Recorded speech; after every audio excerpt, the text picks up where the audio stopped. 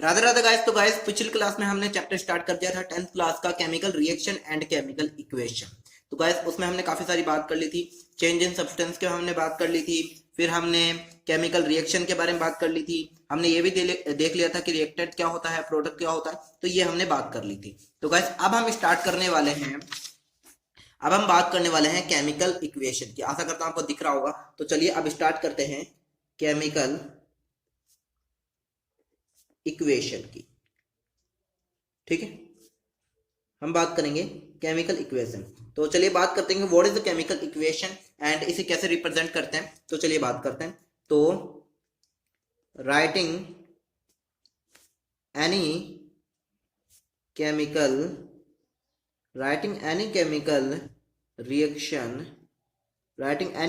Reaction in its formula और symbols is called chemical equation। ठीक है, तो क्या कहा है कि किसी भी केमिकल रिएक्शन को हमें राइट करना हो, लिखना हो, हमें किसी भी केमिकल रिएक्शन को लिखना हो उसके फॉर्मूलाज में एंड उसके सिंबल्स में। ठीक है, उसके फॉर्मूला में एंड सिंबल्स में, तो हम उसे क्या कहेंगे, केमिकल इक्वेशन कहेंगे। एग्जाम्पल देखिए आप, कि मैंने आपको पहले लिखाया था कि कार्बन प्लस ऑक्सीजन, कार्बन और ऑक्सीजन। आशा करता हूं आपको दिख रहा होगा। हाँ ठीक है, आपको दिख रहा है, ओके ठीक है।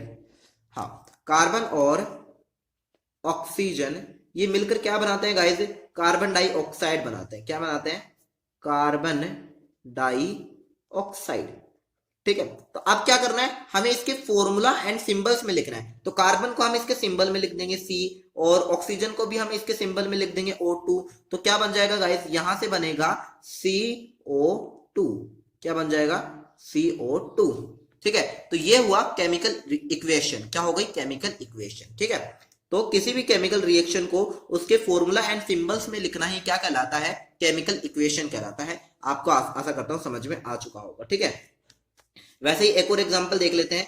ठीक है, एक होता है मैग्नीशियम। ठीक है, मैग्नीशियम मैग्नीशियम इसकी भी ऑक्सीजन से क्रिया करा देंगे हम। तो मैग्नीशियम की रिएक्शन भी हम करा देंगे ऑक्सीजन से। तो क्या होगा, हमें मिल जाएगा मैग्नीशियम ऑक्साइड। क्या मिल जाएगा, मैग्नीशियम ऑक्साइड। तो मैग्नीशियम को इसके फॉर्मूला में लिखेंगे Mg, और ऑक्सीजन को उसके फॉर्मूला में लिखेंगे O2।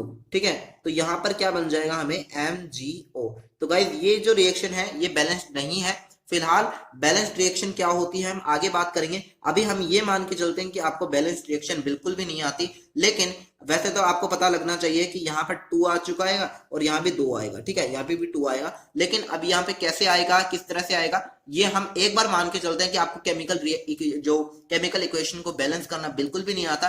आगे हम बात करेंगे। ठीक है, तो गाइस यहां तक आपने देख लिया होगा कि केमिकल इक्वेशन क्या होती है। केमिकल इक्वेशन का मीनिंग होता है कि writing any chemical reaction in its formula और symbols is called chemical equation. यानी कि किसी भी केमिकल रिएक्शन को उसके सिंबल्स या फिर फॉर्मूला में लिखना है क्या कहलाता है, केमिकल इक्वेशन कहलाता है। आपको समझ में आ चुका होगा। जैसे कार्बन को हमने सी में लिख दिया, ऑक्सीजन को O2 में लिख दिया, तो कार्बन डाइऑक्साइड क्या बनेगा, CO2। ठीक है, मैग्नीशियम को हमने Mg में लिख दिया, ऑक्सीजन को O2 में लिख दिया, तो मैग्नीशियम ऑक्साइड को हमने कैसे लिख दिया, MgO। ठीक है, ओके। अब हम बात करेंगे किसी भी केमिकल इक्वेशन को हम कैसे लिख सकते हैं। तो उसके कुछ रूल्स हैं और कुछ नियम्स है सॉरी, तो हम उनकी बात करेंगे। तो राइटिंग केमिकल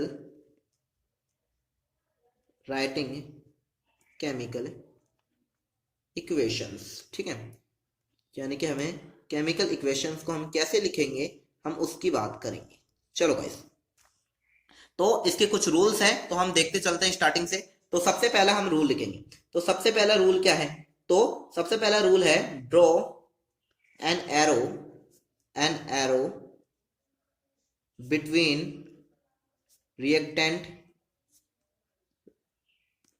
एंड प्रोडक्ट।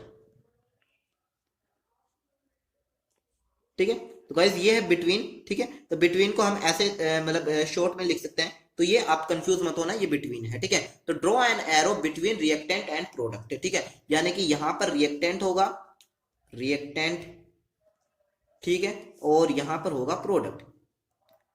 अच्छा एक बात आप जरूर याद रखना कि जो प्रोडक्ट होता है उसे हमें राइट साइड में लिखना होता है और रिएक्टेंट को हमेशा लेफ्ट साइड में लिखते हैं, ठीक है। तो ये बात आप जरूर याद रखना, ये बात आप भूल मत जाना कि जो रिएक्टेंट होता है उसे हम ऑलवेज लेफ्ट साइड में लिखेंगे और प्रोडक्ट को राइट साइड में लिखेंगे। मैं लिख देता हूं, यहां पर होगी राइट, ठीक है, और ये होगी लेफ्ट, ठीक है। ये बात आप कभी मत भूलना, जो लेफ्ट साइड में जो भी होगा उसे हम रिएक्टेंट कहेंगे और राइट साइड में जो भी होगा उसे हम प्रोडक्ट कहेंगे, ठीक है। आगे चलते हैं, आगे हम बात करेंगे। तो पहला जो रूल है वो क्या है कि draw an arrow between reactant and product, यानी कि रिएक्टेंट एंड प्रोडक्ट के बीच में हमें एक एरो का साइन लगाना होगा, ठीक है। आगे चलते हैं, आगे हमें क्या लिखना है कि putting a plus sign, A plus sign between the number, between, ऐसा करता हूं आपको दिख रहा होगा, between the number of reactants और प्रोडक्ट्स इफ, और products if the, sorry, if the number is 2 और मोर, ठीक है। तो हाँ, इस रिएक्शन में क्या है कि हमें पुट करना है एक प्लस का साइन, प्लस का साइन किसके किसके बीच, number of reactant on product, यानी कि प्रोडक्ट और जो रिएक्टेंट है उनकी संख्या के बीच हमें क्या करना होगा, एक प्लस का साइन पुट करना। अच्छा कब, हमें तब करना होगा जब उनकी संख्या 2 या फिर 2 से ज्यादा हो। जैसे एग्जांपल यहां पर आपने देखा यह है कॉपर ऑक्साइड प्लस इसकी क्रिया करवा देंगे हमें H2 से, ठीक है, ये हमने करवा दी H2 से। तो ध्यान से देखिए यहाँ पर रिएक्टेंट की संख्या 2 है, कितनी है 2, 1 और 2, तो इनके बीच हमें प्लस का साइन पुट करना होगा। वैसे ही हमने कहा था रिएक्टेंट और प्रोडक्ट के बीच में हमें एरो का साइन लिख दिया, उसके बाद में हमें वापस से कॉपर एंड H2 आ जाएगा। तो यहाँ पर भी प्रोडक्ट की संख्या भी कितनी है 2, क्योंकि 2 प्रोडक्ट बन रहे हैं, तो इनके बीच भी हमें प्लस का साइन लगाना होगा। आशा करता हूं आपको समझ में आ चुका होगा, ठीक है। यानी कि हमें एक प्लस का साइन पुट करना होगा कब, जब रिएक्टेंट एंड प्रोडक्ट की जो संख्या है, जो नंबर है वो 2 हो या फिर उससे ज्यादा हो, ठीक है। आगे बात करते हैं, आगे थर्ड केस है हमारा। थर्ड केस क्या होगा कि the gas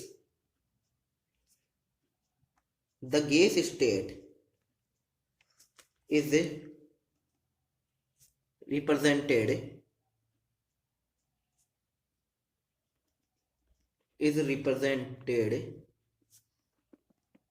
by the symbol and the precipitate and the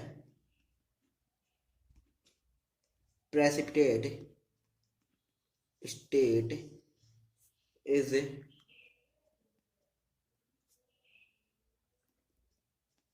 represented by the symbol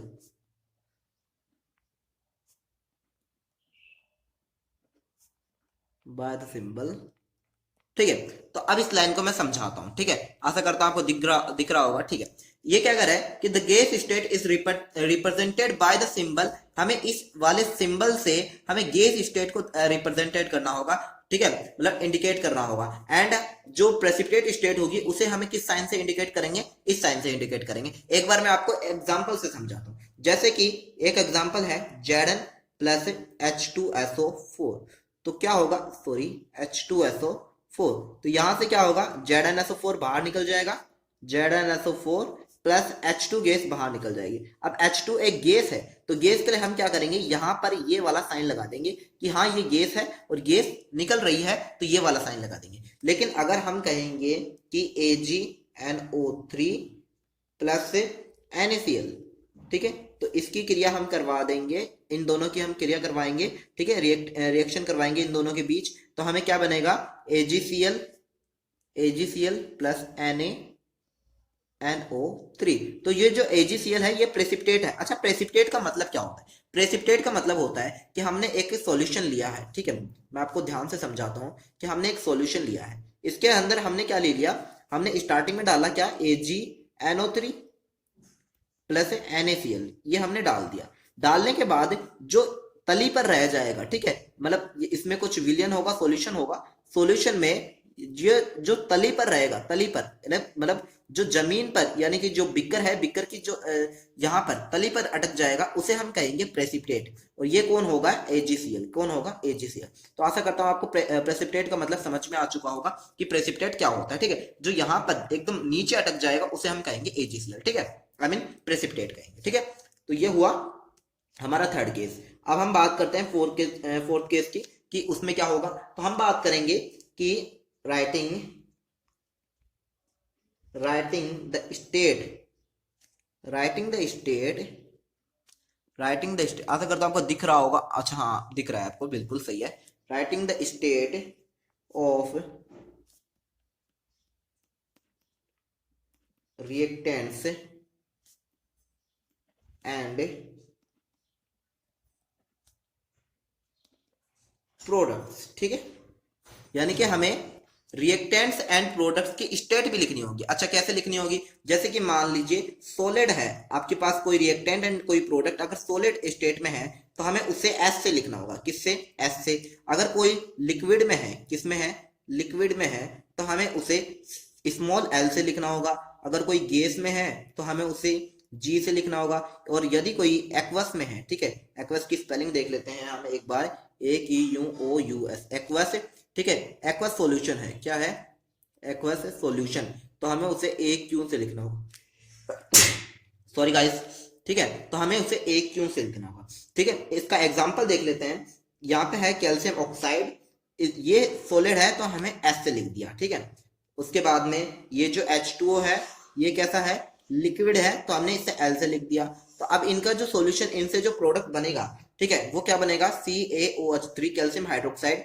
तो ये जो सॉल्यूशन बना है, आई मीन ये जो विलियन में बना है, इसे हम एक्वस लिखेंगे, ठीक है, क्योंकि ये जलीय विलियन के अंदर है, तो इसे हम क्या कहेंगे, एक्वस लिखेंगे, ठीक है। तो आशा करता हूं आपको ये समझ में आ चुका होगा। तो आज की क्लास में हमने गाइस बात की है, मैं ऊपर से दिखा देता हूँ, केमिकल इक्वेशन की। केमिकल इक्वेशन क्या होता है, ठीक है, आशा करता हूँ आपको दिख रहा होगा। केमिकल इक्वेशन क्या होती है, writing any chemical reaction in its formula and symbols is called a chemical equation. यानी कि किसी भी केमिकल रिएक्शन को उसके सिंबल्स एंड फॉर्मूला में लिखना ही क्या कहलाता है, केमिकल इक्वेशन कहलाता है। जैसे कार्बन को हमने सी में लिख दिया, ऑक्सीजन को O2 में लिख दिया, कार्बन डाइऑक्साइड को हमने CO2 में लिख दिया। मैग्नीशियम का Mg होता है, ऑक्सीजन का O2 होता है, तो मैग्नीशियम ऑक्साइड को हमने MgO में लिख दिया। राइटिंग केमिकल इक्वेशन, सबसे पहला रूल क्या है, draw an arrow between reactant and product, यानी रिएक्टेंट एंड प्रोडक्ट के बीच हमें एरो का साइन लगाना होगा, ठीक है। उसके बाद में putting a plus sign between the number of reactants and product if the number is 2 और मोर, ठीक है, यानी कि यदि रिएक्टेंट एंड प्रोडक्ट की जो नंबर होंगी, अगर वो 2 होंगी या 2 से ज्यादा होंगी, तो हम उनके बीच में